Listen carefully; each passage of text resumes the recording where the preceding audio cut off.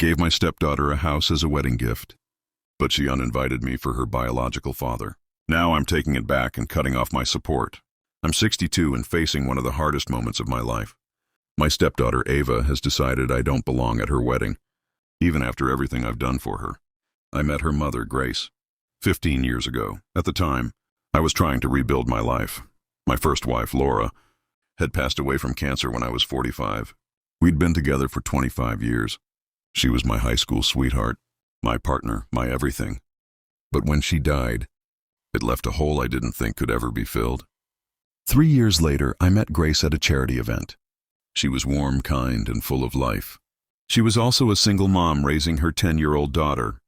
Ava's father, Ryan, had abandoned them when Ava was just 2. He'd occasionally pop in and out of her life, but he was never reliable. As my relationship with Grace grew, I also formed a bond with Ava. Slowly, she started to trust me.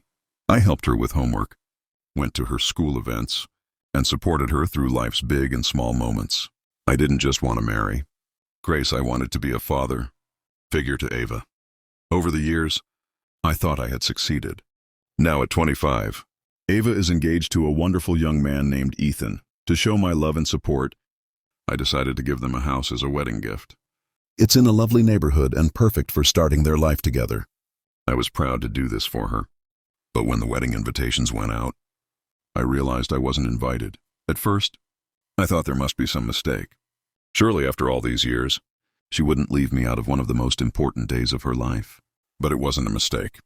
Ava had deliberately excluded me. I've spent days replaying everything in my head. I've always treated Ava like my own daughter. I was there for every milestone, her first day of high school, comforting her through her first heartbreak, celebrating her college acceptance, and even surprising her with a car on her 18th birthday. She called me Dad for the first time when she got into college. That moment meant everything to me. Now I'm left wondering if it all meant anything to her. The thought of not being at her wedding, not walking her down the aisle, and not having a father-daughter dance breaks my heart. Family to me has always been about more than blood. It's about love, loyalty, and being there when it matters. I thought Ava felt the same, but now I don't know. Part of me wants to confront her and demand answers. Another part is terrified of what she might say. What if she tells me I was never really her father in her eyes? What if she's been keeping me at arm's length all these years without me realizing it? Grace has tried to stay neutral, saying I should talk to Ava directly. But Ava won't even answer my calls. The house I gave her now feels like a symbol of my pain. Taking it back feels petty, but leaving it feels like I'm accepting her choice to cut me out of her life. I don't know what to do. Am I wrong to want to take back the gift? Should I let her have the wedding she wants, even if it means I'm not part of it? All I know is I feel betrayed, and I don't know how to move forward. I'll never forget the moment I realized Ava had truly chosen Ryan over me. It felt like years of memories and love were being erased. There was a time when Ava's biological father, Ryan, had promised to take her to a father-daughter dance when she was 14. She'd been so excited, spending weeks picking out the perfect dress. But on the day of the dance, Ryan didn't show up. No call, no explanation. I found Ava in her room, still wearing her dress, crying quietly. Without a second thought, I put on a suit and told her we were going to the dance together. We ended up having a wonderful evening, and by the time we got home, she hugged me tightly and said, "You're the best dad ever." Moments like that made me believe I had become her real father. There was also the time when Ava needed braces, and Ryan promised to help pay for them. When the time came, he disappeared. I stepped in, making sure she got the care she needed. For 2 years, I drove her to every appointment, bought her ice cream after painful adjustments, and celebrated with her when the braces finally came off. I never thought twice about doing it. I loved her and wanted to see her happy. That's why her decision to cut me out of her wedding feels like such a betrayal. How could she forget all of that? How could she choose a man who abandoned her so many times over the one who was there for everything? After I discovered I wasn't invited, I tried reaching out to Ava, but she avoided me. She wouldn't answer my calls or respond to my messages. Desperate for answers, I turned to Grace for help. What she told me left me speechless. Grace explained that Ava had been in contact with Ryan for the past year. He'd suddenly reappeared, claiming he had changed and wanted to make amends. He even told Ava he wanted to walk her down the aisle. Grace said Ava was excited by the idea of finally having a real relationship with her biological father and wanted to give him a chance. I was stunned. For years, Ryan had been nothing but a disappointment to Ava. I was the one who picked up the pieces every time he broke a promise. I consoled her when he forgot her birthdays or skipped holidays. I stayed up late with her when he promised to visit but never showed up. And now, she wanted to let him take the spotlight on one of the most important days of her life. I couldn't understand it. I know the bond with a biological parent can be strong, even when they've let you down. But this felt like a slap in the face. I've always believed actions speak louder than words. Ryan's actions had shown who he was over and over again. What had he done to deserve this second chance? I've been reflecting on my relationship with Ava a lot lately. I remember spending hours teaching her how to drive in an empty parking lot, her excitement when she got her first A on a math test, and the night we stayed up late working on her college applications.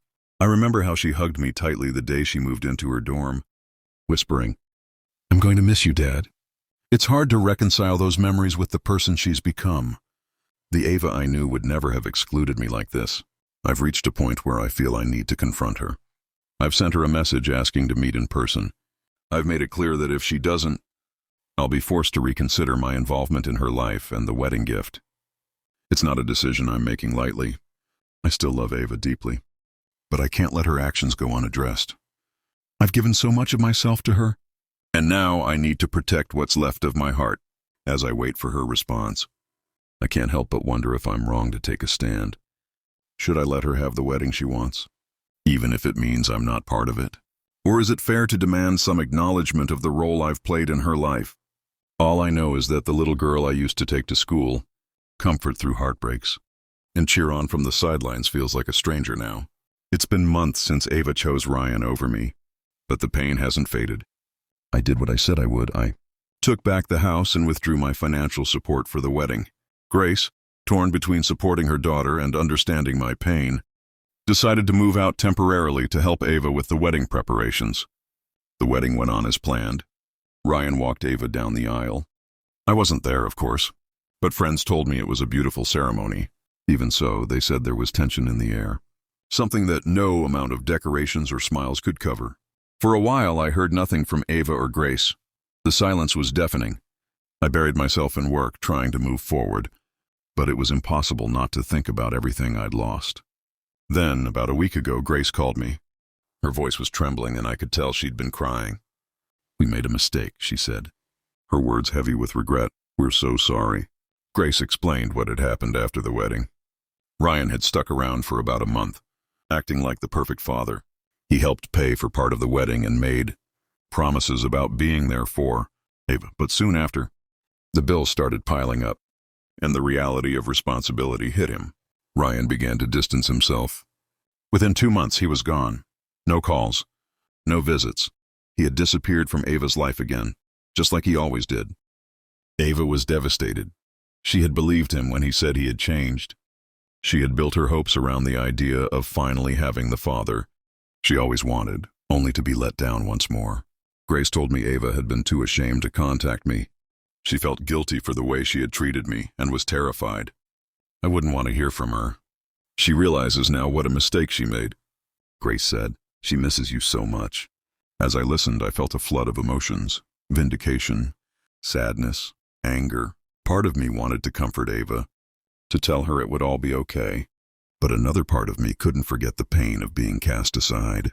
"I appreciate you telling me this," I told Grace, "Mom, but the damage is done. I can't just pretend the last 6 months didn't happen."